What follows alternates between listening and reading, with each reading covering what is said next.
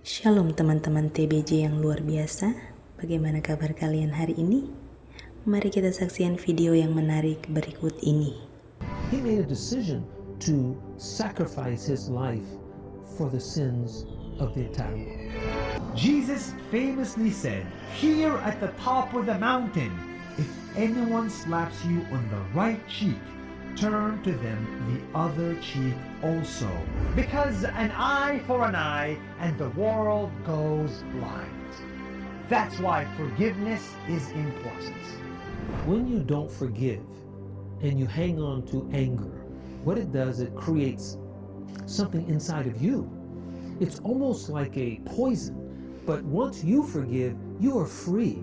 You are freed inside from this anger and this bitterness that you have toward this person, and instead you can operate in a place of love and freedom. And in Christianity, there is no limit to how much you can forgive. Jesus taught his followers to forgive, not just once or twice, but 70 times per day. Jesus came back and said, forgive them 70 times 7 in a day. Now, math says that's 490 times. As someone violates you, as long as someone does something wrong, you must continue to forgive. In other words, forgiveness is a lifestyle. On this road here in Jerusalem, Jesus carried his cross towards his death. And on the cross, Jesus forgave his killers. "Father, forgive them, for they do not know what they are doing." Forgiveness is so powerful because it frees us to love. How difficult it is to love, how difficult it is to forgive is not the point. The point is, do it. I think it's Nike that said, just do it. If forgiveness was understood and practiced, the war would end today, not tomorrow.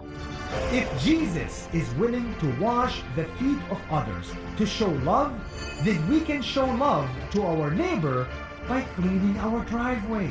If Jesus is willing to forgive those who killed him, then we can forgive those who broke our heart. We don't have to be Christian to learn from Jesus. We just need to be human. Oke teman-teman TBJ, itu dia tadi video dari Nas Daily dan saya secara pribadi sangat setuju dengan apa yang ditampilkan.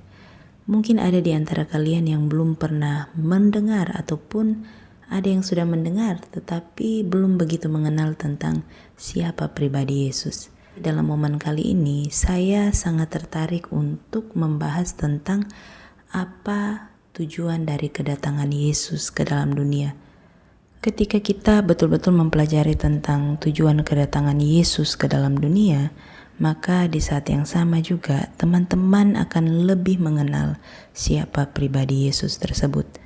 Menanggapi atau merespon dari video tadi, ada dua hal yang saya dapat, yaitu yang pertama tentang kasih, yang kedua tentang pengampunan.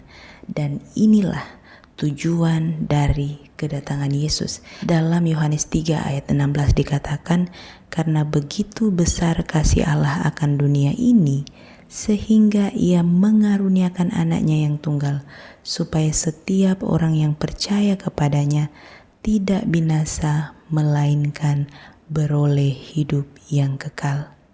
Tujuan kedatangan Yesus ke dalam dunia itu adalah karena kasih Allah kepada dunia atau kepada setiap kita manusia.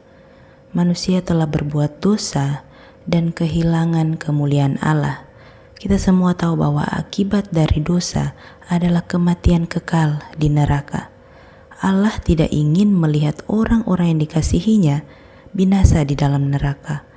Oleh sebab itu, Allah mengutus Sang Firman dalam Yohanes 1 ayat 1, pada mulanya adalah Firman.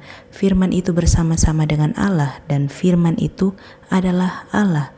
Yohanes 1 menjelaskan bagaimana Firman itu telah menjadi manusia dan itulah pribadi Yesus.